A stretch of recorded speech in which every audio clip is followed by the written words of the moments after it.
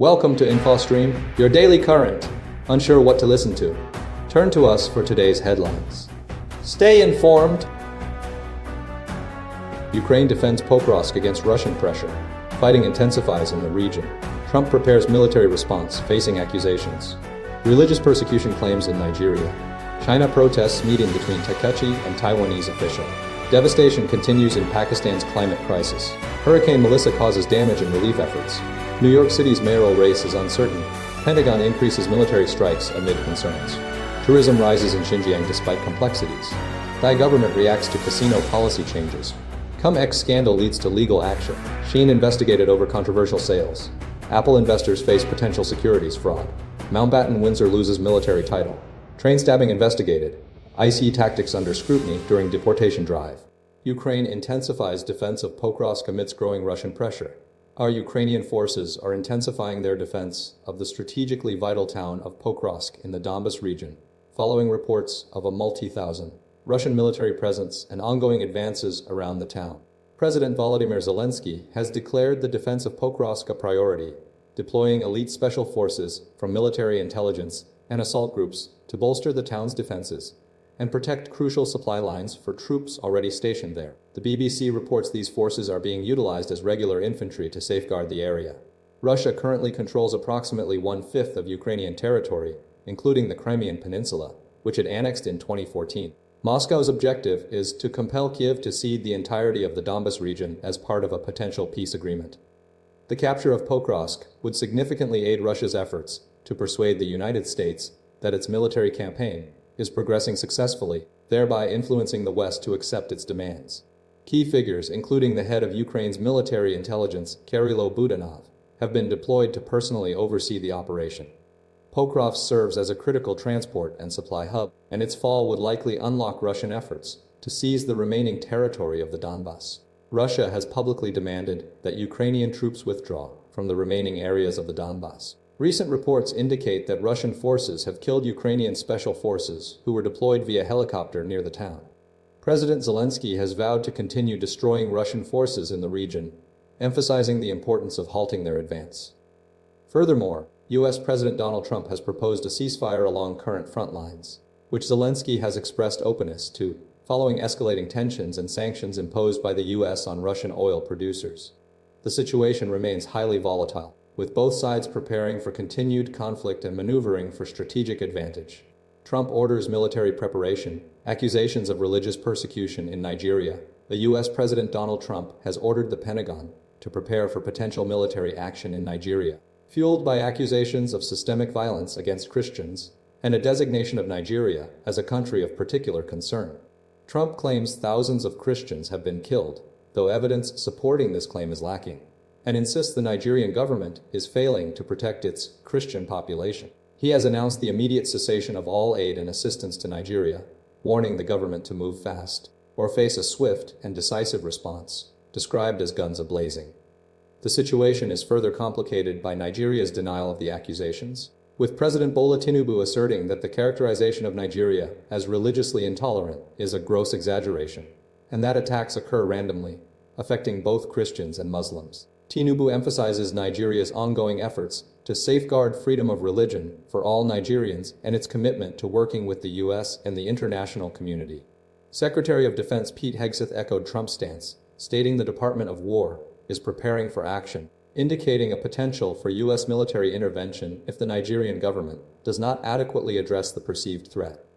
This follows Trump's earlier designation of Nigeria under the International Religious Freedom Act, a move intended to pressure the government into stricter protections for religious freedom. The conflict in Nigeria is multifaceted, stemming from a combination of factors, including religiously motivated attacks by extremist groups such as Boko Haram and Islamic State West Africa Province, disputes between farmers and herders over scarce resources, and communal and ethnic tensions. Despite the complex origins of the violence, Trump's rhetoric focuses solely on the perceived targeting of Christians. Nigeria's press secretary, Bayo Onanuga, stated that the country's primary need is military support to combat violent extremists, rather than the designation as a country of particular concern. The situation remains highly contentious, with differing interpretations of the events and a significant divergence in perspectives between the U.S. and Nigerian governments. The U.S. Secretary of State Marco Rubio also condemned the slaughter of thousands of Christians, further intensifying the diplomatic pressure. China's outrage over Takaichi's meeting with Taiwanese official. China has strongly condemned Prime Minister Senator Takaichi's meetings with Taiwanese officials, specifically Presidential Advisor Lin Asen, during the Asia-Pacific Economic Cooperation (APC) summit. The Chinese Ministry of Foreign Affairs issued a formal statement on Saturday expressing firm opposition and asserting that the actions were egregious in nature and impact, prompting immediate and serious diplomatic protests. The meetings, which occurred on October 31st and November 1st, were publicized by Takaichi's own social media posts, highlighting a desire to deepen cooperation between Japan and Taiwan. The Chinese government's reaction underscores escalating tensions between Beijing and Tokyo, particularly concerning Taiwan's status. China views any engagement with Taiwan as a challenge to its sovereignty and a destabilizing influence. The ministry's criticism focused on Takaichi's deliberate meeting with Lin Hasen and her subsequent amplification of the encounter through social media. This action was perceived as a provocative move, further straining already delicate relations. This diplomatic fallout occurs amidst a complex geopolitical landscape. China is Japan's largest trading partner, a relationship deeply intertwined with economic considerations. Simultaneously, Japan relies on the United States for crucial security guarantees, creating a challenging strategic position.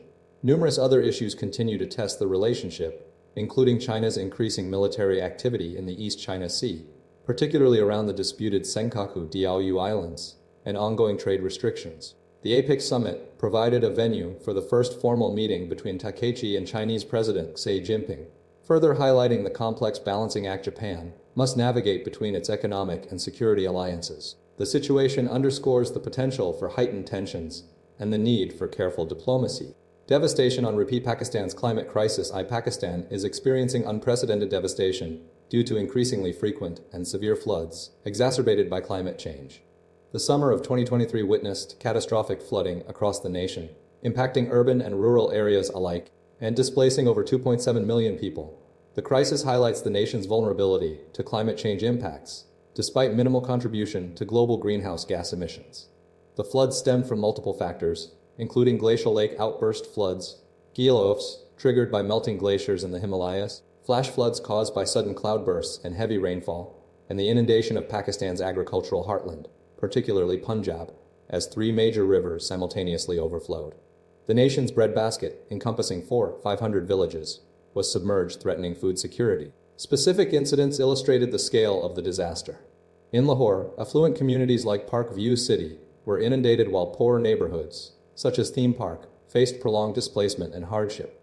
Residents struggled to salvage belongings as floodwaters repeatedly rose, with many resorting to makeshift solutions like inflatable donuts. The crisis exposed governance failures, including illegal construction near rivers, largely attributed to corruption and a lack of enforcement of the River Protection Act. Residents expressed frustration that officials were prioritizing development over preventative measures. Furthermore, the impact disproportionately affected vulnerable communities, particularly women and pregnant individuals, facing challenges accessing healthcare and clean water. The situation was compounded by logistical difficulties, such as damaged roads and a crashed helicopter hindering rescue efforts. Community resilience played a crucial role, with individuals like Wesit Khan proactively warning his village and contributing to saving lives. However, the sheer scale of the disaster overwhelmed local resources. Experts, such as climate scientist Fahad Said, emphasized the need for systemic changes, including improved early warning systems and a shift towards climate-resilient infrastructure. Yasmin Larry's efforts to build climate-resilient homes offer a potential model. Yet the broader challenge remains a complex interplay of environmental vulnerability, governance shortcomings, and the urgent need for global climate action. The situation underscored the critical need for sustainable development practices and effective disaster management strategies to mitigate future risks.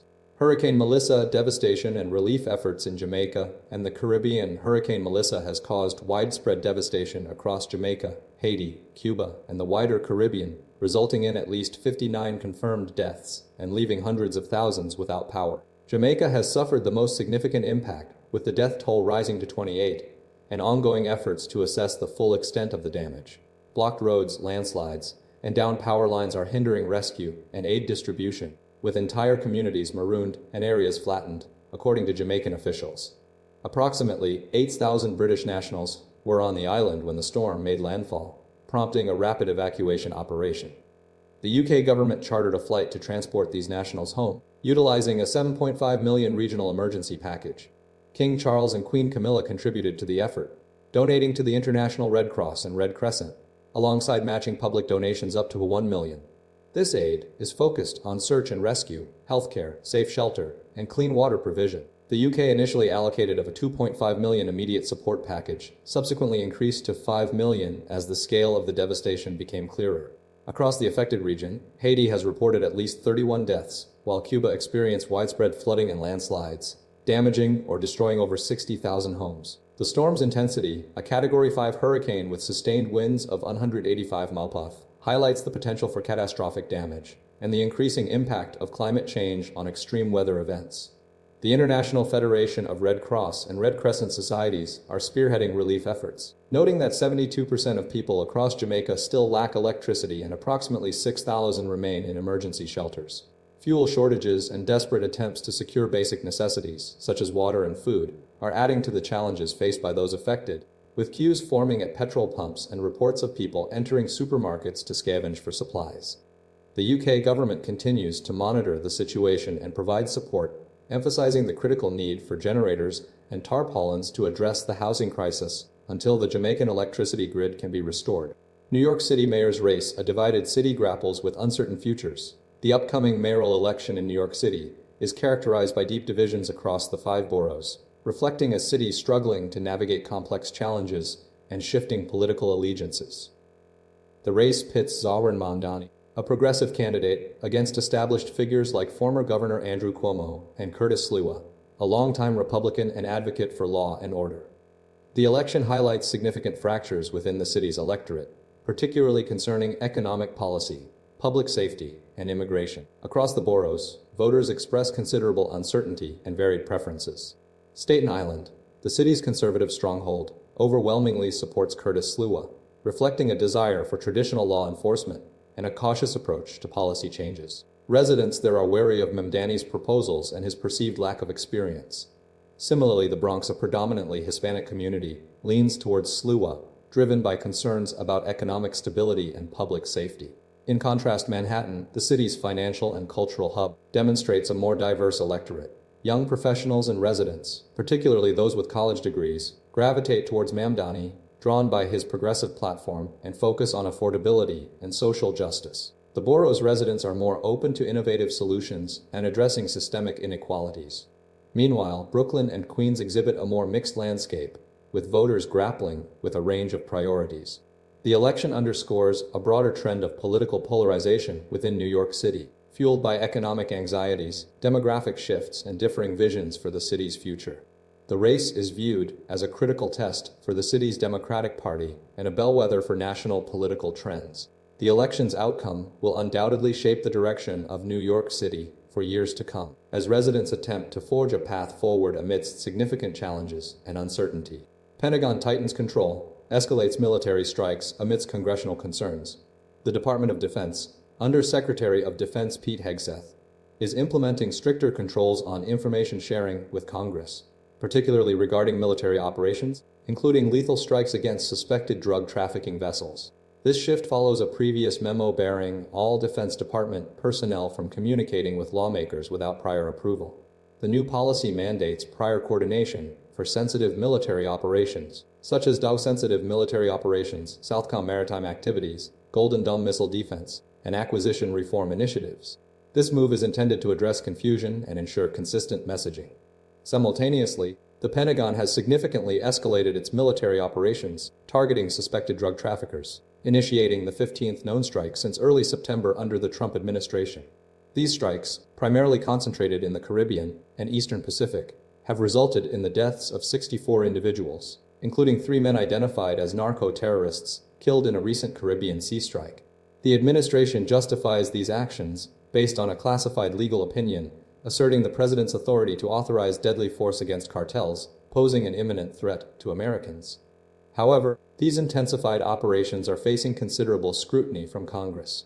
Lawmakers, including Senate Armed Services Committee Chair Roger Wicker and Ranking Member Jack Reed, have expressed frustration with the lack of transparency, and unanswered questions regarding the legal justification and scope of the strikes. The UN High Commissioner for Human Rights has condemned the attacks as violations of international law. Hegseth's administration has been criticized for a lack of engagement with Congress, with lawmakers alleging that briefings have been incomplete and abruptly canceled. Despite Hegseth's assertion of bipartisan engagement, Congress remains skeptical, highlighting the disconnect between the executive branch and legislative oversight. The shift in operational focus towards the Eastern Pacific, driven by stronger intelligence evidence, is also drawing attention, further fueling concerns about the administration's approach to these complex international issues. The escalating tensions underscore the ongoing struggle for transparency and accountability within the national security apparatus. Tourism to Xinjiang booms amidst complex narratives. Recent years have witnessed a dramatic surge in tourism to Xinjiang, China's far western region, with approximately 300 million visitors in 2024, more than double the 2018 figure. This growth is driven by Xinjiang's stunning landscapes encompassing rugged mountains, canyons, grasslands, and lakes, and its historical significance along the ancient Silk Road. However, the tourism industry is intertwined with a contentious narrative shaped by government efforts to rebrand the region and address long-standing concerns regarding human rights. Initially, Xinjiang was largely avoided due to security concerns and allegations of repression, including the operation of detention camps and systematic cultural assimilation. The Chinese government has actively sought to counter these criticisms through aggressive marketing campaigns, promoting Xinjiang as a unique and exotic destination. State-sponsored dramas, such as To the Wonder, have further fueled interest in the region's natural beauty, particularly in areas like the Altai prefecture. The government has invested heavily in infrastructure development, attracting international hotels like Hilton and Marriott, and facilitating carefully orchestrated tours for foreign media. Despite these efforts, concerns about human rights violations persist, supported by reports from organizations like Human Rights Watch and the UN, detailing the destruction of Uyghur cultural sites, forced sterilization, and ongoing surveillance. Many visitors, like Singaporean Sun Shengyao and Anna, have been captivated by the region's beauty, describing it as a paradise and a magical fusion of nature and culture. However, others, including German vlogger Josh Summers, express skepticism, citing the reimagining of Kashgar's Old Town and the suppression of Uyghur cultural heritage. Domestic tourism is a significant driver, with tour prices ranging from $1,500 to $2,500 for 10-day trips, often including visits to Canis National Park and Uyghur villages. Despite the complexities surrounding the region's narrative, tourism revenue has grown substantially, reaching 360 billion yuan in 2024. The Chinese government's ambitious target of 1 trillion yuan in tourism revenue by 2030 underscores this strategic focus. The region's allure continues to grow, presenting a paradoxical situation where a stunning destination is simultaneously subject to intense scrutiny and carefully managed promotion. Thai government optimistic following Xi Jinping's positive response to casino policy. Recent discussions between Thai Prime Minister Anutin Charnvirakul and Chinese President Xi Jinping have yielded a significant boost to Thailand's tourism recovery strategy. Following a bilateral meeting during the APEC summit in South Korea, President Xi expressed satisfaction with Thailand's continued stance against legalizing casinos, a policy that had previously been a deterrent for Chinese tourists. The Prime Minister relayed this positive feedback, indicating a strong endorsement from Beijing. The key takeaway is that the Chinese government intends to encourage its citizens to visit Thailand with increased confidence, now that the uncertainty surrounding casino legalization has been removed. This follows a period of sharp decline in Chinese tourist arrivals, which plummeted by 34% year-on-year to 2.26 million in the first half of the year. Concerns previously voiced by former Prime Minister Paetongtarn Shinawatra regarding Chinese tourist safety were addressed, further alleviating anxieties. President Xi's assessment suggests a strategic shift in China's approach to Thailand. While Beijing acknowledged its inability to directly interfere in Thailand's internal affairs, it will advise its citizens to avoid destinations with differing policies. This proactive approach underscores the importance of the Thai government's commitment to maintaining its current stance. The confirmation of no casino legalization provides a crucial foundation for rebuilding tourism relations with one of the world's largest source markets. The Prime Minister's report highlighted a sense of mutual understanding and reassurance, solidifying the potential for a substantial increase in Chinese visitors to Thailand. The Prime Minister's comments reflect a pivotal moment in Thailand's tourism ambitions. Cum-Ex scandal victim blows the whistle, faces lawsuit and criminal investigation. J. As Baines, a former lawyer for the hedge fund Solo Capital, became embroiled in the massive Cum-Ex scandal, a complex tax fraud that cost European taxpayers billions. Initially hired in 2010 as head lawyer for Solo Capital's London office, Baines witnessed the firm's rapid growth and extravagant lifestyle, fueled by highly profitable Cum-Ex trades targeting Denmark. These trades exploited loopholes in dividend payment processing, allowing investors to claim rebates on withheld taxes, a tactic that began in Germany and spread across Europe. Solo Capital, under the leadership of Sanjay Shah, engaged in increasingly large and sophisticated trades, generating substantial profits and supporting a lavish lifestyle, including private concerts with Prince and Snoop Dogg, and extravagant spending in locations like Las Vegas, Singapore, and Dubai. By 2014, Baines had left Solo Capital, but continued to observe the escalating Cum-Ex activity in Denmark, noting significant trade volumes reaching nearly 100 million in 2013 and 250 million in 2014. Concerned about the potential implications, he decided to blow the whistle in 2015, contacting a Danish lawyer who connected him with the police. He spent 2.5 years assisting the investigation, focusing on understanding the mechanics of the fraud.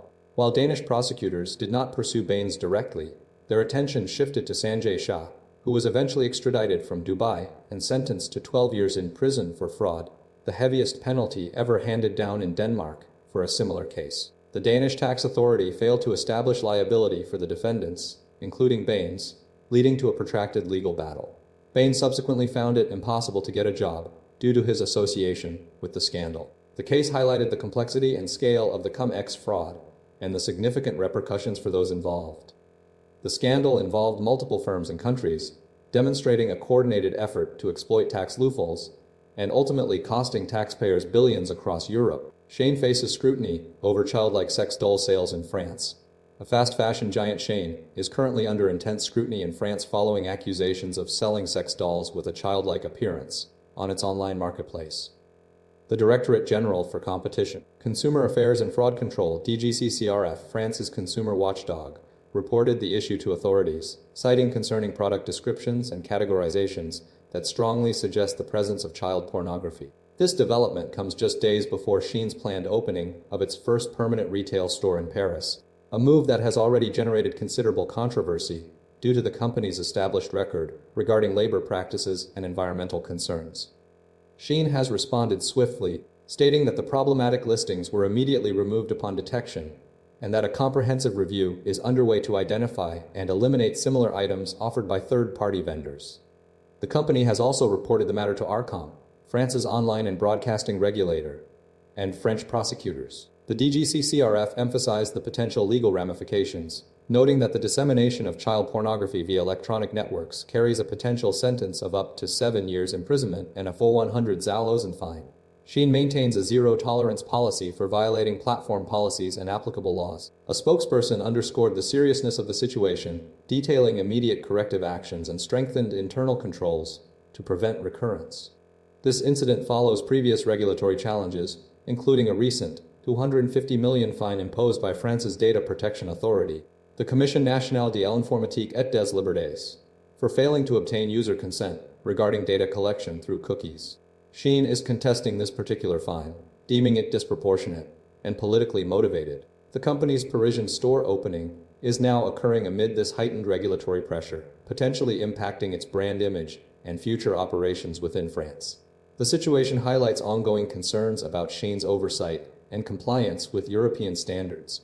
Apple Inc. Investors alerted to potential securities fraud class action lawsuit of multiple law firms, including Braunstein, Gewertz and Grossman LLC, Rosen and Keogh Law Firm, PC, are notifying Apple Inc. So APL investors of a potential securities fraud class action lawsuit. These firms are urging investors who have suffered losses in Apple's stock value to contact them for potential involvement. The core message across all notifications is the impending August 19, 2025, deadline for filing claims. The primary concern driving these alerts is allegations of securities fraud. BFA Law is specifically contacting Apple investors with losses, reminding them of the upcoming August 19 deadline to submit information for the class action lawsuit. These firms are emphasizing the opportunity for investors to recover losses stemming from alleged fraudulent activity. Several firms are repeatedly highlighting the importance of contacting them before the August 19 deadline. The legal actions are focused on potential securities fraud claims. The firms are actively promoting investor awareness and encouraging individuals with losses to explore their legal options. The repeated notifications demonstrate a concerted effort to identify and contact investors who may have been adversely affected by Apple's stock performance. The firms involved are Rosen, a leading trial counsel, Rosen, a skilled investor counsel, and Rosen, a recognized investor counsel. The investigations are centered around the possibility of a securities fraud class action lawsuit against Apple Inc. Andrew Mountbatten Windsor loses final military title amidst controversy. Recent news reveals a series of developments concerning Prince Andrew Mountbatten Windsor, including the removal of his final military title at the King's request and revelations surrounding his involvement with the cryptocurrency mining firm, Pegasus Group Holdings. The King has instructed the government to proceed with the removal, marking a significant step in distancing the royal family from the controversies surrounding Andrew's past associations. The removal of the final military title follows months of pressure due to Andrew's connections with convicted sex offender Jeffrey Epstein. Despite previously holding a prominent military role, including commanding the HMS Cottesmore, Andrew has faced intense scrutiny and criticism. Furthermore, investigations have uncovered a complex relationship between Andrew, Sarah Ferguson, and Pegasus Group Holdings. In June 2019, Andrew facilitated a private tour of Buckingham Palace for the company's investors, a visit that was initially disputed by Andrew himself. The investors, led by Jay Bloom, were provided with first-class travel and access to the palace, though a brief, undocumented encounter with the late Queen was reported. Sarah Ferguson was paid over $200,000 for her role as a brand ambassador for Pegasus, receiving a stake in the company alongside a $1.2 million bonus. The contract stipulated first-class travel, five-star hotels, and professional services, reflecting the company's ambitious plans for a multi-billion-dollar off-grid data center in Arizona. This project, involving solar generators and cryptocurrency mining, ultimately failed, resulting in investors pursuing legal action and awarding them $4.1 million. Investigations revealed that Alphabet Capital, owned by Adrian Gleave, facilitated payments to Sarah Ferguson and Andrew, with Gleave receiving a $6,500. Despite ongoing legal challenges and significant financial losses associated with the Pegasus venture, Jay Bloom continues to pursue compensation for investors. The entire situation highlights a web of complex relationships, questionable business ventures, and the lasting repercussions of Andrew's past actions. The removal of his final military title represents a decisive move by the monarchy to sever ties with the controversy, while ongoing legal battles continue to unfold. Train stabbing incident, key developments and ongoing investigation. A serious stabbing incident occurred on a London-bound train near Huntingdon, England, resulting in 9 individuals suffering life-threatening injuries. The incident, which took place on Saturday evening, involved a suspect wielding a bloodied knife and prompted a massive emergency response. British Transport Police, BTP, are currently investigating the circumstances surrounding the attack, with initial findings suggesting an isolated event. Counter-terrorism officers were deployed to support the investigation, though the BTP initially declared a marauding terror attack codeword before retracting it. 9 ambulances, the hazardous area response team, and critical care specialists were dispatched to the scene, reflecting the severity of the injuries sustained by the victims. The train operating on the East Coast Main Line experienced significant disruption as a result of the incident. Passengers reported a chaotic scene, with individuals rushing out of the train after witnessing the suspect's actions. Several witnesses described the suspect tasered before his arrest. One passenger, Ren Chambers, recounted seeing a young girl being threatened with a knife, with an older man intervening to shield her. Other witnesses described a bloodied individual fleeing the station. The BTP Chief Superintendent Chris Casey emphasized the ongoing nature of the investigation, stating that it would require time to establish the facts. Authorities are working to determine the suspect's motives and background. Emergency services are coordinating with London North Eastern Railway, LNER, to manage the disruption to train services. The East Coast Main Line, a vital route connecting London to Edinburgh, remains affected. Prime Minister Keir Starmer expressed his concern and offered his thanks to the emergency services. Home Secretary Shabana Mahmood also offered her condolences and urged calm while the investigation progresses. The incident has prompted a broader discussion about knife crime in the UK, although homicide rates remain comparatively low. The investigation is ongoing, with authorities prioritizing the safety and well-being of the injured individuals and the wider public. Trump's mass deportation drive ICE tactics under scrutiny. Since Donald Trump assumed office, Immigration and Customs Enforcement, ICE, and other federal agencies have conducted widespread immigration raids across the United States, aiming to fulfill President Trump's pledge of implementing the largest deportation program in the nation's history. These actions have consistently triggered significant public protests, reflecting widespread concerns about the tactics employed. A comprehensive investigation by BBC Verify has meticulously documented these operations, compiling over 70 videos to provide a detailed account of the unfolding crackdown. The investigation, led by Jake Horton, reveals a pattern of ICE's approach, focusing on unexpected raids targeting individuals, often with limited criminal records, and utilizing strategies that prioritize apprehension over judicial proceedings. The investigation highlights the scope and intensity of the operations, showcasing ICE agents conducting surveillance, conducting targeted arrests, and frequently detaining individuals at workplaces, homes, and public spaces. The methodology employed by ICE has been criticized for its apparent lack of transparency and its impact on communities, particularly those with large undocumented immigrant populations. The BBC Verify report emphasizes the unpredictable nature of the raids, often targeting families and individuals who were not actively resisting deportation. This has fueled accusations of abuse of power and a disregard for due process. The investigation underscores the considerable public opposition to these tactics and the broader implications for immigration policy and civil liberties within the United States. The data collected provides a crucial visual record of the ongoing deportation drive, revealing the operational methods of ICE and the scale of its impact.